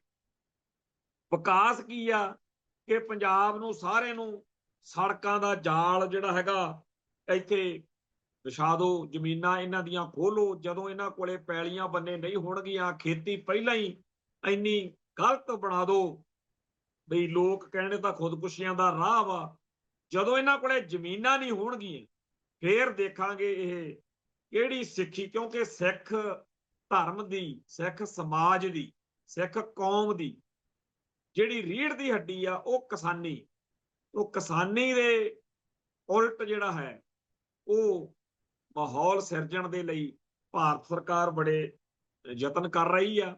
ਪਰ ਤੁਸੀਂ ਦੇਖੋ, ਕਮਾਲ ਦੀ ਗੱਲ, ਅੱਜ ਜਿਹੜਾ ਨਵਾਂ ਅਕਾਲੀ ਦਲ ਬਣਿਆ, ਉਹਦੇ ਵਿੱਚ ਦੋ ਚੀਜ਼ਾਂ ਬੜੀਆਂ ਨਿਵੇਕਲੀਆਂ ਦੇਖਣ ਨੂੰ ਮਿਲੀਆਂ। ਇੱਕ ਤਾਂ ਇਹ ਕਿ ਪਿਛਲੇ 100-150 ਸਾਲ ਵਿੱਚ ਆਪਾਂ ਇਹ ਨਹੀਂ ਸੀ ਕਦੇ ਸੁਣਿਆ ਕਿਸੇ ਬੀਬੀ ਦੇ ਲਈ ਇੰਨੀ ਚਰਚਾ ਛਿੜੀ ਹੋਵੇ ਕਿ ਇਹਨੂੰ ਅਕਾਲੀ ਦਲ ਦਾ ਪ੍ਰਧਾਨ ਬਣਾਇਆ ਜਾਵੇ। ਸਾਡੇ ਲਈ, ਖਾਸ ਤੌਰ ਤੇ ਮੇਰੇ ਵਰਗਿਆਂ ਲਈ, ਬਹੁਤ ਫਖਰ ਦੀ ਗੱਲ ਆ ਇਹ ਕਿ ਸਾਡੇ ਬਾਬਾ ਕਰਤਾਰ ਸਿੰਘ ਜੀ ਖਾਲਸਾ ਭਿੰਡਰਾਂ ਵਾਲਿਆਂ ਦਾ ਪਰਿਵਾਰ, ਉਹਨਾਂ ਵਿੱਚੋਂ ਸ਼ਹੀਦ ਭਾਈ ਅਮਰੀਕ ਸਿੰਘ ਜੀ ਸਾਡੇ ਫੈਡਰੇਸ਼ਨ ਦੇ ਪ੍ਰਧਾਨ ਰਹੇ। ਅਸੀਂ ਫੈਡਰੇਸ਼ਨ ਹੀ ਕਹੇ ਜੀ। ਤੇ ਉਹਨਾਂ ਦੀ ਬੇਟੀ ਬੀਬਾ ਸਤਵੰਤ ਕੌਰ ਨੂੰ ਪਿਛਲੇ 3-4 ਦਿਨ ਤੋਂ ਪ੍ਰਧਾਨ ਅਕਾਲੀ ਦਲ ਦਾ ਬਣਾਉਣ ਲਈ ਚਰਚਾ ਛਿੜੀ ਰਹੀ। ਉਹ ਵੱਖਰੀ ਕਹਾਣੀ ਆ ਕਿ ਉਹਨਾਂ ਨੇ ਜਵਾਬ ਦਿੱਤਾ, ਜਾਂ ਧਾਰਮਿਕ ਖੇਤਰ ਦੇ ਵਿੱਚ ਪੰਥਕ ਸੇਵਾ ਕਰਨ ਨੂੰ ਉਹਨਾਂ ਨੇ ਜ਼ਿਆਦਾ ਤਰਜੀਹ ਦਿੱਤੀ ਆ ਵੀ ਮੈਂ ਆਹ ਸੇਵਾ ਕਰ ਲੈਣੀ ਆ, ਜੋ ਉਹਨਾਂ ਨੂੰ ਮਿਲਿਆ ਵੀ ਆ ਮੌਕਾ। ਇੱਕ ਤਾਂ ਇਹ ਗੱਲ, ਇਹ ਐਵੇਂ ਜੇ ਦੀ ਗੱਲ ਨਹੀਂ, ਇਹ ਕੋਈ ਕਲਾ ਹੀ ਵਾਪਰ ਰਹੀ ਹੈ ਵੀ ਜਿਹਦੇ ਵਿੱਚ ਇੱਕ ਇਹੋ ਜਿਹੀ ਕੌਮ ਪ੍ਰਸਤ ਪਰਿਵਾਰ ਦੀ ਬੀਬੀ ਨੂੰ ਅਕਾਲੀ ਦਲ ਦੇ ਪ੍ਰਧਾਨ ਦੀ ਪੋਸਟ ਲਈ, ਪਰ ਸ਼ਾਇਦ ਉਸ ਬੀਬੀ ਨੂੰ ਜਾਂ ਸਮਾਜ ਨੂੰ ਜਾਂ ਆਲੇ ਦੁਆਲੇ ਨੂੰ ਇਹ ਵੀ ਸਮਝ ਹੈ ਕਿ ਜਿੰਨਾ ਮਾਹੌਲ, ਜਿੰਨਾ ਹਾਲਾਤ ਮਾੜੇ ਨੇ ਅੱਜ, ਉਹਦੇ ਵਿੱਚ ਇੱਕ ਸੱਚਾ ਸੁੱਚਾ ਅਕਾਲੀ ਦਲ, ਕੌਮ ਪ੍ਰਸਤ ਅਕਾਲੀ ਦਲ ਚਲਾਉਣਾ ਖਾਲਾ ਜੀ ਦਾ ਬਾੜਾ ਨਹੀਂ। ਜੋ ਕੁਝ ਕਰਨਾ ਕਰਾਉਣਾ ਪਵੇਗਾ ਉਹਦੇ ਲਈ, ਉਹ ਸ਼ਾਇਦ ਹੋ ਸਕਦਾ ਇਹ ਵੀ ਗੱਲ ਸੋਚ ਲਈ ਉਸ ਮਾਹੌਲ ਦੇ ਵਿੱਚ ਕਿ ਬੀਬੀ ਨੂੰ ਅਕਾਲੀ ਦਲ ਦਾ ਪ੍ਰਧਾਨ ਬਣਾ ਲਿਆ ਜਾਵੇ। ਫਿਰ ਉਹ ਗੱਲ ਰੁਕ ਵੀ ਗਈ ਕਿ ਹਾਲਾਤ ਇੰਨੇ ਵੀ ਚੰਗੇ ਨਹੀਂ ਹੈਗੇ, ਕਿਉਂਕਿ ਜਿਹੜਾ ਵੀ ਇਸ ਨਵੇਂ ਅਕਾਲੀ ਦਲ ਦਾ ਪ੍ਰਧਾਨ ਬਣਨਾ, ਉਹਦੇ ਲਈ ਬਹੁਤ ਸਾਰਾ ਕੁਝ ਨੈਗੇਟਿਵ ਜਿਹੜਾ ਪਹਿਲਾਂ ਹੀ ਚਿਣਿਆ ਪਿਆ। ਇੱਕ ਤਾਂ ਆਹੀ ਗੱਲ ਕਿ ਜੀ ਇਹ ਬੀਜੇਪੀ ਦੀ ਖੇਡ ਆ। ਵੈਸੇ ਤਾਂ ਪਿਛਲੇ ਦਿਨੀ ਮਹੇਸ਼ ਇੰਦਰ ਸਿੰਘ ਗਰੇਵਾਲ ਤੇ ਹੋਰ ਕਈ ਲੀਡਰਾਂ ਨੇ ਬੀਬਾ ਸਤਵੰਤ ਕੌਰ ਦੇ ਖਿਲਾਫ ਨੀਚਤਾ ਦਿਖਾਈ ਸੀ, ਪਰ ਜੇ ਹੁਣ ਉਹ ਅਕਾਲੀ ਦਲ ਦੇ ਪ੍ਰਧਾਨ ਬਣ ਜਾਂਦੇ ਤਾਂ ਬੀਬਾ ਸਤਵੰਤ ਕੌਰ ਦੇ ਖਿਲਾਫ ਇਹਨਾਂ ਨੇ ਕੁਫਰ ਤੋਲਣਾ ਸੀ। ਤੇ ਚਾਹੇ ਅਸੀਂ ਉਹਨਾਂ ਦੀ ਸਿਆਸੀ ਸਰਗਰਮੀ ਨਾਲ ਸੰਬੰਧਿਤ ਜਾਂ ਸਹਿਮਤ ਨਾ ਵੀ ਹੁੰਦੇ, ਪਰ ਸਾਨੂੰ ਤਕਲੀਫ ਹੋਣੀ ਸੀ ਕਿ ਸਾਡੇ ਲਈ ਜਿਹੜੇ ਇੰਨੇ ਸਤਿਕਾਰਯੋਗ ਸ਼ਹੀਦ ਨੇ, ਜਿਨ੍ਹਾਂ ਨੇ ਜੂਨ 84 ਨੂੰ ਬਾਬਾ ਜਰਨੈਲ ਸਿੰਘ ਜੀ ਨੇ ਉਹਨਾਂ ਨੂੰ ਆਖਿਆ ਵੀ ਸੀਗਾ ਵੀ ਤੁਸੀਂ ਮਹਿਤੇ ਚਲੇ ਜਾਓ, ਪਰ ਭਾਈ ਅਮਰੀਕ ਸਿੰਘ ਜੀ ਨੇ ਆਪਣੇ ਜਿਵੇਂ ਕਹਿੰਦੇ ਆ ਨਾ ਸਿਰਾਂ ਨਾਲ ਨਿਭਾ ਕਮਾਲ ਕਰ। ਸੋ ਭਾਈ ਅਮਰੀਕ ਸਿੰਘ ਦੀ ਬੇਟੀ ਨੂੰ ਜਦੋਂ ਅਵਾ ਤਵਾ ਬੋਲਿਆ ਜਾਣਾ ਸੀ, ਉਹ ਸਾਤੋਂ ਥੋੜਾ ਜਿਹਾ ਸਾਨੂੰ ਚੰਗਾ ਨਹੀਂ ਸੀ ਲੱਗਣਾ। ਇਹ ਗੱਲ ਚੰਗੀ ਆ ਕਿ ਉਹਨਾਂ ਦਾ ਨਾਂ ਇਸ ਕੰਮ ਲਈ ਚੱਲਿਆ। ਇਹ ਗੱਲ ਉਦੋਂ ਵੀ ਵਧੀਆ ਕਿ ਉਹਨਾਂ ਨੇ ਧਾਰਮਿਕ ਖੇਤਰ ਤੱਕ ਹੀ ਆਪਣੇ ਆਪ ਨੂੰ ਸੀਮਤ ਕਰ ਲਿਆ। ਦੂਜੀ ਗੱਲ ਜਿਹੜੀ ਹੈ, ਸਰਦਾਰ ਭਾਈ ਗਿਆਨੀ ਜੋ ਮਰਜ਼ੀ ਕਹਿ ਲਈਏ, ਹੁਣ ਗਿਆਨੀ ਹਰਪ੍ਰੀਤ ਸਿੰਘ ਦਾ ਪ੍ਰਧਾਨ ਬਣ 9ਵੇਂ ਪਾਤਸ਼ਾਹ ਦੀ ਸ਼ਤਾਬਦੀ ਮਨਾ ਰਹੇ ਆ। ਇਹ ਗੱਲ ਆਪਦੀ ਥਾਂ ਤੇ ਹੈ ਕਿ ਜਦੋਂ ਖਾਲਸਾ ਸਿਰਜਣਾ ਦੀ 3ਜੀ ਸ਼ਤਾਬਦੀ ਮਨਾ ਰਹੇ ਸੀ ਆਪਾਂ, ਉਦੋਂ ਬਾਦਲਕਿਆਂ ਨੇ ਗੰਦ ਪਾਇਆ, ਬਾਦਲ ਟੌੜਾ ਵਿਵਾਦ ਹੋਇਆ ਤੇ ਸਾਰਾ ਸਾਲ ਜਿਹੜਾ ਸੀ ਉਹ ਆਪਾਂ ਦੁਖੀ ਰਹੇ। ਭਾਵੇਂ ਕੌਮ ਨੇ ਜਾਂ ਗੁਰੂ ਸਾਹਿਬ ਨੇ ਕਿਰਪਾ ਕੀਤੀ, ਆਪਾਂ ਦਿਨ ਮਨਾ ਲਿਆ, ਪਰ ਇਹਨਾਂ ਨੇ ਐਤਕੀ ਵੀ ਉਹੀ ਹਾਲ ਆ, ਇਹਨਾਂ ਦੇ ਕਰਕੇ ਆ ਇੰਨਾ ਕੁਝ ਹੋ ਰਿਹਾ ਸ਼ਤਾਬਦੀ ਦੇ ਦੌਰ 'ਚ। 9ਵੇਂ ਪਾਤਸ਼ਾਹ ਦੀ ਸ਼ਹਾਦਤ ਤੋਂ ਉਪਰੰਤ ਇੱਕ ਗੱਲ ਇਤਿਹਾਸ ਦੇ ਵਿੱਚ ਉੱਭਰ ਕੇ ਆਈ ਆ ਕਿ ਗੁਰੂ ਪਾਤਸ਼ਾਹ ਨੇ, 10ਵੇਂ ਪਾਤਸ਼ਾਹ ਨੇ ਖਾਲਸੇ ਦੀ ਸਿਰਜਣਾ ਦਾ ਫਿਰ ਉੱਥੋਂ ਇੱਕ ਉਹ ਨਿਕਲਿਆ ਪ੍ਰਸੰਗ। ਤੇ ਜਿਹੜੀ ਖਾਲਸਾ ਸਿਰਜਣਾ ਹੈ, ਉਹਦੇ ਵਿੱਚ ਆਪਾਂ ਨੂੰ ਬਹੁਤ ਸਾਰੇ ਪੱਖ ਦਾਰਸ਼ਨਿਕ ਵੀਰ ਸਮਝਾਉਂਦੇ ਆ, ਵਿਦਵਾਨ ਸੱਜਣ, ਪਰ ਜਿਹੜਾ ਖਾਲਸੇ ਦਾ ਜਾਂ ਸਾਡੇ ਸਿੱਖ ਧਰਮ ਦਾ ਜਿਹੜਾ ਸਭ ਤੋਂ ਵੱਡਾ ਪੱਖ ਆ ਕਿ ਬ੍ਰਾਹਮਣਵਾਦ ਦੀ ਜਿਹੜੀ ਦਿੱਤੀ ਹੋਈ ਜਾਤ ਪਾਤ ਆ, ਵੀ ਉਹਦੇ ਉੱਤੇ ਸੱਟ ਕਿਵੇਂ ਮਾਰੀ ਜਾਂਦੀ। ਸੋ ਜਿਹੜਾ ਕਲਗੀਧਰ ਸ਼ਹਿਨਸ਼ਾਹ ਦਾ ਇਹ ਅਹਿਦ ਆ ਜਾਂ ਬਚਨ ਹੈ ਜਾਂ ਪਰਣ ਹੈ ਕਿ ਜਿਨ ਕੀ ਜਾਤ ਵਰਣ ਔਰ ਕੁਲ ਮਾਹੀ, ਸਰਦਾਰੀ ਨਾ ਭਈ ਕਦਾਹੀ, ਤਿਨ ਹੀ ਕੋ ਸਰਦਾਰ ਬਣਾਉ, ਤਬੈ ਗੋਬਿੰਦ ਸਿੰਘ ਨਾਮ ਕਹਾਂ। ਅੱਜ ਜਦੋਂ ਗਿਆਨੀ ਹਰਪ੍ਰੀਤ ਸਿੰਘ ਨੂੰ ਉਹਨਾਂ ਵਿੱਚੋਂ ਆ ਜਿਨ੍ਹਾਂ ਬਾਰੇ 10ਵੇਂ ਪਾਤਸ਼ਾਹ ਨੇ ਕਿਹਾ ਸੀ ਵੀ ਜਿਨ ਕੀ ਜਾਤ ਵਰਣ ਔਰ ਕੁਲ ਮਾਹੀ, ਉਹਨਾਂ ਵਿੱਚੋਂ ਕਿਸੇ ਸਿੱਖ ਨੂੰ ਜਦੋਂ ਇਸ ਤਰੀਕੇ ਨਾਲ ਸਰਦਾਰੀ ਮਿਲਦੀ ਹੈ, ਇਹ ਗਾਹਾਂ ਉਹਦੀ ਆਪਦੀ ਦ੍ਰਿੜਤਾ ਹੈ ਜਾਂ ਗੁਰੂ ਪਾਤਸ਼ਾਹ ਦੀ ਕਲਾ ਵਾਪਰੇ ਕਿ ਇਤਿਹਾਸ ਨੂੰ ਕੋਈ ਮੋੜਾਈ ਦੇ ਜਾਵੇ। ਜਦੋਂ ਆਪਾਂ ਪੜ੍ਹਦੇ ਹਾਂ ਕਿ ਸ਼੍ਰੋਮਣੀ ਗੁਰਦੁਆਰਾ ਪ੍ਰਬੰਧਕ ਕਮੇਟੀ ਕਿਵੇਂ ਬਣੀ, ਇਹ ਕਿਤਾਬ ਆ, ਇਹ ਸ਼੍ਰੋਮਣੀ ਕਮੇਟੀ ਛਾਪਦੀ ਆ, ਉਹਨੂੰ ਪੜ੍ਹੋ ਕਦੇ। ਆਪਾਂ ਨੂੰ ਤਾਂ ਹੋਰ ਹੀ ਚੱਕਰ ਪੈ ਰਹਿੰਦੇ ਨੇ, ਆਪਦੇ ਇਤਿਹਾਸ ਤੇ ਫਲਸਫੇ ਤੋਂ ਆਪਾਂ ਟੁੱਟ ਰਹੇ। ਉਹਦਾ ਉਹ ਘਟਨਾਕ੍ਰਮ ਆ ਕਿ ਇੱਥੇ ਦਰਬਾਰ ਸਾਹਿਬ ਦੇ ਵਿੱਚ ਜਿਨ੍ਹਾਂ ਨੂੰ ਰੰਗਰੇਟੇ ਗੁਰ ਕੇ ਬੇਟੇ ਕਹਿ ਕੇ ਉਹ ਦੱਬੇ ਕੁਚਲੇ, ਜਿਨ੍ਹਾਂ ਨੂੰ ਬ੍ਰਾਹਮਣਵਾਦ ਜੁੱਤੀ ਮਾਰਦਾ ਸ਼ੂਦਰ ਕਹਿੰਦਾ ਸੀ, ਉਹਨਾਂ ਸਿੱਖਾਂ ਨੂੰ ਵੀ ਦਰਬਾਰ ਸਾਹਿਬ ਦੇ ਵਿੱਚ ਡਿਸਕ੍ਰਿਮੀਨੇਸ਼ਨ ਜਿਹੜੀ ਸੀ ਮਹੰਤ ਬ੍ਰਾਹਮਣਵਾਦ ਦੇ ਦੱਲੇ ਏਜੰਟ ਉਹ ਕਰਨ ਲੱਗੇ ਹੋਏ ਸੀ। ਤਾਂ 1900 ਜਿਹੜਾ 15 ਤੋਂ 20 ਦੇ ਵਿਚਾਲੇ ਦੌਰ ਆ, ਜਾਂ ਸਿੰਘ ਸਭਾ ਲਹਿਰ ਤੋਂ ਬਾਅਦ ਵਿੱਚ, ਜਾਂ ਗਦਰੀ ਬਾਬੇ ਜੋ ਕੁਝ ਬਾਹਰਲੇ ਮੁਲਕਾਂ 'ਚ ਦੇਖ ਆਏ ਸੀ, ਇੱਥੇ ਇੱਕ ਨਵੀਂ ਜਾਗਰਤੀ ਪੈਦਾ ਹੋਈ ਸੀ। ਉਹਦੇ ਕਰਕੇ ਜਿਹੜਾ ਸਿੱਖਾਂ ਨੇ ਇਹ ਸੋਚਿਆ ਕਿ ਆਪਾਂ ਲੈ ਕੇ ਚੱਲਾਂਗੇ ਜੀ ਉਹਨਾਂ ਨੂੰ ਜਿਨ੍ਹਾਂ ਨੂੰ ਇਹ ਬਾਹਮਣ ਦਲਿਤ ਕਹਿੰਦੇ ਆ, ਤੇ ਉਹਨਾਂ ਨੂੰ ਦਰਬਾਰ ਸਾਹਿਬ ਕਵਾਂਗੇ ਚਲੋ ਇੱਥੇ। ਉਹਦੇ ਵਿੱਚੋਂ ਹੀ ਫਿਰ ਉਹ ਦਰਬਾਰ ਸਾਹਿਬ ਦੇ ਵਿੱਚ ਅਰਦਾਸ ਕੀਤੀ, ਉੱਥੇ ਦੇਗ ਪ੍ਰਵਾਨ ਹੋਈ। ਫਿਰ ਅਕਾਲ ਤਖਤ ਸਾਹਿਬ ਵਾਲੇ ਜਥੇਦਾਰ ਤਾਂ ਉੜਨ ਛੂਹ ਹੋ ਗਏ, ਭੱਜ ਗਏ, ਤਖਤ ਸੁੰਨਾ ਛੱਡ ਗਏ। ਇੱਥੋਂ ਫਿਰ ਤਖਤਾਂ ਦੇ ਜਥੇਦਾਰ ਦਾ ਜਿਹੜਾ ਉਹ ਪ੍ਰਸੰਗ ਸਾਰਾ ਚੱਲਦਾ। ਸੋ ਜਿਵੇਂ ਅੱਜ ਤੋਂ 100 ਸਾਲ ਪਹਿਲਾਂ ਦਲਿਤ ਭਾਈਚਾਰਾ ਜਾਂ ਜਿਨ੍ਹਾਂ ਨੂੰ ਬ੍ਰਾਹਮਣਵਾਦ ਨੀਵੇਂ ਸਮਝਦਾ, ਉਹਨਾਂ ਦੇ ਕਰਕੇ ਘਟਨਾਕ੍ਰਮ ਵਾਪਰਿਆ ਸੀ।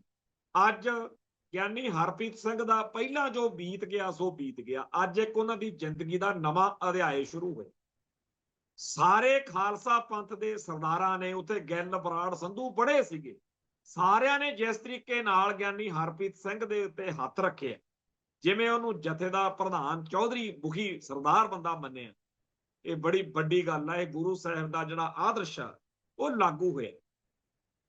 ਤੇ ਇਹ ਕਮਾਲ ਦੀ ਬਾਤ, ਇਹਦੇ ਲਈ ਹੁਣ ਗਿਆਨੀ ਹਰਪ੍ਰੀਤ ਸਿੰਘ ਨੂੰ ਆਪ ਅਰਦਾਸ ਬੇਨਤੀਆਂ ਹਰ ਰੋਜ਼ ਕਰਨੀਆਂ ਚਾਹੀਦੀਆਂ ਨੇ ਕਿ ਸੱਚੇ ਪਾਤਸ਼ਾਹ ਕੁਝ ਇਹੋ ਜਿਹਾ ਕਰਵਾ ਦੇਣ ਜਿਹਦੇ ਨਾਲ ਇਤਿਹਾਸ ਦੇ ਵਿੱਚ ਇਹ ਗੱਲ ਲਿਖੀ ਜਾਵੇ ਕਿ ਜਦੋਂ ਪੂਰੇ ਪੰਥ ਦੇ ਵਿੱਚ ਬਹੁਤ ਬੁਰਾ ਹਾਲ ਸੀ, ਭਾਰਤੀ ਮੁੱਖ ਧਾਰਾ 'ਚ ਵਿਚਰਦੀ ਸਿਆਸਤ ਜਿਹੜੀ ਸੀ ਉਹ ਬੜੀ ਭਿਆਨਕ ਮੋੜ ਤੇ ਸੀ, ਉਦੋਂ ਆ ਫਿਰ ਭਾਣਾ ਵਾਪਰਿਆ ਜਿਹਨੇ ਪੰਥ ਨੂੰ ਇੱਕ ਨਵੀਂ ਰਵਾਨਗੀ ਤੇ ਤਾਜ਼ਗੀ ਦਿੱਤੀ ਤੇ ਨਾਲ ਸਿੱਖ ਸੰਘਰਸ਼ ਨੂੰ ਵੀ ਕੋਈ ਬਲ ਮਿਲਿਆ। ਵੈਸੇ ਮੈਂ ਇਹ ਗੱਲ ਕਹਿ ਕੇ ਸਮਾਪਤੀ ਕਰਨੀ ਆ ਕਿ ਅਕਾਲੀ ਦਲ ਜਿਹੜਾ ਹੈ, ਜਿਹੜਾ ਪਿਛਲੇ 40-50 ਸਾਲ ਤੋਂ ਚੱਲ ਰਿਹਾ, ਇਹਨੇ ਕੋਈ, ਪਹਿਲਾਂ ਤਾਂ ਇਹ ਦੇਖੋ ਕਿ 1978 ਤੋਂ ਚੱਲੇ ਸੰਘਰਸ਼ ਵਿੱਚ ਕਿੰਨੇ ਕੁ ਅਕਾਲੀਆਂ ਨੇ, ਅਕਾਲੀ ਕਹਾਉਣ ਵਾਲਿਆਂ ਨੇ ਕੋਈ ਕੁਰਬਾਨੀ ਜਾਂ ਕੋਈ ਐਕਸ਼ਨ ਕੁਛ ਕੀਤਾ ਕਤਰੇ, ਇਹਨਾਂ ਨੂੰ ਤਾਂ ਸੱਤਾ ਤੇ ਅਹੁਦੇ ਦੇ ਗਦੀ ਗੇੜ ਚ ਪਾ ਛੱਡਿਆ ਜਿਹੜੇ ਕਾਬਜ ਲੋਕ ਸੀ। ਤੇ ਲੜਨਾ ਮਰਨਾ, ਕੌਮ ਲਈ ਕੁਰਬਾਨੀ ਕਰਨੀ ਆ ਜਿਹਨੇ, ਉਹਨੂੰ ਕੋਈ ਲੋੜ ਨਹੀਂ ਕਿ ਅਕਾਲੀ ਦਲ ਦੇ ਵਿੱਚ ਪਹਿਲੋਂ ਸ਼ਾਮਲ ਹੋਵੇ ਤੇ ਫੇਰ। ਜਿਨ੍ਹਾਂ ਨੇ ਕੀਤਾ ਪਿਛਲੇ ਦੌਰ ਵਿੱਚ, ਉਹਨਾਂ ਦੀਆਂ ਜਥੇਬੰਦੀਆਂ ਦੇ ਨਾਂ ਜਾਂ ਉਹਨਾਂ ਦੇ, ਉਹ ਸੱਚੇ ਪਾਤਸ਼ਾਹ ਦੀ ਕਿਰਪਾ ਹੀ ਹੋ ਗਈ। ਸਿੱਖ ਸਿਧਾਂਤ ਲਈ, ਸਿੱਖ ਕੌਮ ਦੇ ਰਾਜ ਭਾਗ ਲਈ ਅਕਾਲੀ ਦਲ ਦਾ ਰੋਲ ਨੈਗੇਟਿਵ ਰਿਹਾ, ਅਕਾਲੀ ਲੀਡਰਸ਼ਿਪ ਦਾ। ਤੇ ਆਮ ਸਿੱਖ ਨੇ ਚਾਹੇ ਖਾਲਿਸਤਾਨ ਦਾ ਝੰਡਾ ਚੱਕਿਆ ਤੇ ਚਾਹੇ ਕੋਈ ਊਂ ਜਥੇਬੰਦੀ ਬਣਾ ਕੇ ਉਹਨਾਂ ਨੇ ਲੜਾਈ ਲੜੀ। ਕਈ ਖਾਲਿਸਤਾਨੀ ਨਹੀਂ ਸੀ, ਖਾਲਸਾਈ ਵਿਚਾਰਧਾਰਾ ਨੂੰ ਸਮਰਪਿਤ ਹੋ ਕੇ ਸੇਵਾ ਕਰ ਗਏ। ਪਰ ਜਿੱਥੋਂ ਤੱਕ ਅਕਾਲੀਆਂ ਦੀ ਗੱਲ ਆ, ਸ਼ਰਮ ਆਉਂਦੀ ਆ ਇਹ ਗੱਲ ਕਹਿੰਦਿਆਂ ਨੂੰ। ਇਹਨਾਂ ਨੇ ਤਾਂ ਆਪਦੇ ਉਹ ਅਕਾਲੀ ਸਾਥੀ ਵੀ ਨਹੀਂ ਟੋਕਿਆ ਉਹਨਾਂ ਨੂੰ ਜਿਹੜੇ ਰਮਾਇਣ ਦੇ ਪਾਠ ਕਰਾਉਂਦੇ ਫਿਰਦੇ ਸੀ। ਰਮਾਇਣ ਦੇ ਅਖੰਡ ਪਾਠ ਕਰਾਏ ਇੱਕ ਅਕਾਲੀ ਲੀਡਰ। ਇੱਕ ਨੇ ਇੱਥੇ ਤਰਨਤਾਰਨ ਸ਼ਿਵ ਸੈਨਾ ਦੇ ਦਫ਼ਤਰ ਦਾ ਉਦਘਾਟਨ ਕੀਤਾ, ਜਿਹੜੀ ਸਿੱਖਾਂ ਤੇ ਸਿੱਖੀ ਦੀਆਂ ਜੜ੍ਹਾਂ ਵੱਢਣ ਵਾਲੀ ਧਿਰ। ਕੁੱਲ ਮਿਲਾ ਕੇ ਜਿਹੜੀਆਂ ਗੱਲਾਂ ਇਹਨਾਂ ਨੇ ਕੀਤੀਆਂ ਉਹ ਨੇ ਜਿਹੜੀਆਂ ਸਿੱਖਾਂ ਤੇ ਸਿੱਖੀ ਦੇ ਲਈ ਘਾਤਕ ਆ। ਪਰ ਅੱਜ ਇੱਕ ਨਵਾਂ ਦੌਰ ਸ਼ੁਰੂ ਹੋਇਆ, ਇਹ ਵੀ ਪਰਖ ਲੈਣੇ ਚਾਹੀਦੇ ਆ, ਇਹ ਵੀ ਦੇਖ ਲੈਣੇ ਚਾਹੀਦੇ ਆ, ਕੀ ਪਤਾ ਅਗਲੇ ਮੋੜ ਤੇ ਕੀ ਪਿਆ। ਪਰ ਇਹਨਾਂ ਵਿੱਚੋਂ ਅਸੀਂ ਇਹੀ ਚਾਹੁੰਦੇ ਆ ਕਿ ਜੇ ਕਿਤੇ ਅੱਜ ਜਾਂ ਕੱਲ ਇਹ ਕੋਈ ਇਹੋ ਜਿਹੀ ਗੱਲ ਲੈ ਕੇ ਆਉਣ ਜਿਹਦੇ ਨਾਲ, ਕਿਉਂਕਿ ਹੁਣ ਆਨੰਦਪੁਰ ਦੇ ਮਤੇ ਵਾਲੀ ਡੁਗਡੁਗੀ ਆ ਜਿਹੜੀ, ਉਹ ਖੜਕਾਉਣੀ ਇਹਨਾਂ ਸਾਰਿਆਂ ਨੂੰ ਬੰਦ ਕਰਨੀ ਚਾਹੀਦੀ। ਸਮਾਂ ਸਿੱਖ ਸਮਾਜ ਬਹੁਤ ਅੱਗੇ ਲੰਘ ਚੁੱਕਿਆ, ਅੱਜ ਲੋੜ ਆ ਖਾਲਿਸਤਾਨ ਦੀ। ਤੇ ਬੜੀ ਚੰਗੀ ਗੱਲ ਆ ਕਿ ਖਾਲਿਸਤਾਨ ਦਾ ਨਾਂ, ਖਾਲਿਸਤਾਨ ਦੇ ਸਮਰਥਕਾਂ ਨੂੰ ਘੱਟ ਲੈਣਾ ਪੈਂਦਾ। ਇੱਕ ਵਾਰੀ ਕਹਿ ਦੇਈਦਾ, ਫਿਰ 35-40 ਵਾਰ ਸਾਡੇ ਵਿਰੋਧੀ ਲੋਕ ਕਹਿੰਦੇ। ਰੱਖੜ ਪੁੰਨਿਆ ਦੇ ਮੇਲੇ ਤੇ ਬਾਬੇ ਬਕਾਲੇ ਬੜਾ ਚੰਗਾ ਲੱਗਿਆ ਕਿ ਕਾਂਗਰਸ ਦੇ ਪ੍ਰਧਾਨ ਰਾਜਾ ਵੜਿੰਗ ਨੇ ਖਾਲਿਸਤਾਨ ਦੇ ਮੁੱਦੇ ਤੇ ਕਾਫੀ ਚੀਕਾਂ ਚੂਕਾਂ ਮਾਰੀਆਂ ਨੇ। ਹੋਰ ਵੀ ਬਹੁਤ ਸਾਰੇ ਲੋਕ ਨੇ ਜਿਹੜੇ ਲੇਰਾ ਮਾਰਦੇ ਰਹਿੰਦੇ ਨੇ। ਤੇ ਚਾਹੇ ਖਾਲਿਸਤਾਨ ਦੀ ਅੰਬੈਸੀ ਦਾ ਬੋਰਡ ਲੱਗ ਜੇ ਤਾਂ ਉਹ ਇਹ ਜਿਹੜਾ ਦੌਰ ਆ, ਇਹਦੇ ਵਿੱਚ ਇਹ ਲੋਕ ਫਿਰ ਦੱਸਦੇ ਆ ਦੁਨੀਆ ਨੂੰ। ਤੇ ਜਦੋਂ ਚਰਚਾ ਹੁੰਦੀ ਆ ਕਿਸੇ ਚੀਜ਼ ਦੀ, ਫਿਰ ਲੋਕ ਸਵਾਲ ਵੀ ਪੁੱਛਦੇ ਨੇ ਵੀ ਇਹ ਜਿਹੜਾ ਕਹਿ ਰਿਹਾ ਰਾਜਾ ਵੜਿੰਗ ਸੱਚ ਕਹਿ ਰਿਹਾ। ਤਾਂ ਬਹੁਤ ਸਾਰੇ ਸੱਜਣਾ ਨੇ ਉਹਦੀ ਵੀਡੀਓ ਮੈਨੂੰ ਸੈਂਡ ਕੀਤੀ, ਲਿੰਕ ਸੈਂਡ ਕੀਤਾ, ਭੇਜਿਆ ਕਿ ਜੀ ਆਹ ਦੇਖੋ ਘੁਮਾਣ ਸਾਹਿਬ।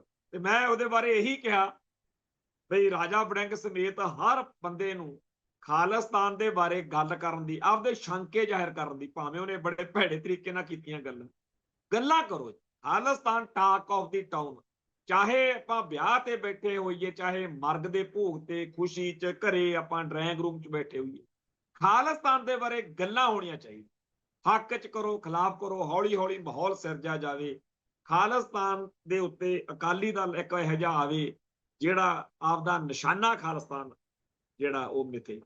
ਤੋ ਅੱਜ ਜੇਕਰ ਭਾਈ ਅਮਰੀਕ ਸਿੰਘ ਦੀ ਬੇਟੀ ਉਹਦੀ ਪ੍ਰਧਾਨ ਬਣ ਜਾਂਦੀ ਨਵੇਂ ਅਕਾਲੀ ਦਲ ਦੀ, ਸ਼ਾਇਦ ਇਹ ਉਹਦੇ ਨਿਸ਼ਾਨੇ ਤੋਂ ਛੋਟੀ ਗੱਲ ਉੱਥੇ ਕਰਦੇ, ਫਿਰ ਆਪਾਂ ਨੂੰ ਮਾੜਾ ਲੱਗਣਾ ਸੀ। ਤੋ ਅਸੀਂ ਗਿਆਨੀ ਹਰਪ੍ਰੀਤ ਸਿੰਘ, ਕਿਉਂਕਿ ਉਹਨੇ ਬਤੌਰ ਜਥੇਦਾਰ ਇਹ ਗੱਲ ਕਹੀ ਵੀ ਸੀ ਇੱਕ ਵਾਰੀ ਕਿ ਜੇ ਖਾਲਿਸਤਾਨ ਦੇਣਗੇ ਤਾਂ ਇਨਕਾਰ ਕੋਈ ਨਹੀਂ। ਆਸ ਕਰਦੇ ਆ ਕਿ ਉਹ ਖਾਲਿਸਤਾਨ ਦੇ ਏਜੰਡੇ ਤੇ ਝੰਡੇ ਨੂੰ ਸਮਰਪਿਤ ਰਹਿਣਗੇ। ਸਾਨੂੰ ਯਕੀਨ ਆ ਕਿ ਇੱਕ ਦਿਨ ਆਊਗਾ ਜਦੋਂ ਦੁਨੀਆ ਇਸ ਨਕਸ਼ੇ ਉੱਤੇ ਖਾਲਿਸਤਾਨ ਦੇਖੂਗੀ। ਉਸ ਦਿਨ ਦੀ ਉਡੀਕ ਵਿੱਚ ਤੇ ਆਸ ਵਿੱਚ ਫਤਿਹ ਅਰਜ ਕਰਦਾ ਜੀ। ਨਾਨਕ ਨਾਮ ਚੜ੍ਹਦੀ ਕਲਾ, ਤੇਰੇ ਭਾਣੇ ਸਰਬੱਤ ਦਾ ਭਲਾ। ਵਾਹਿਗੁਰੂ ਜੀ ਕਾ ਖਾਲਸਾ, ਵਾਹਿਗੁਰੂ ਜੀ।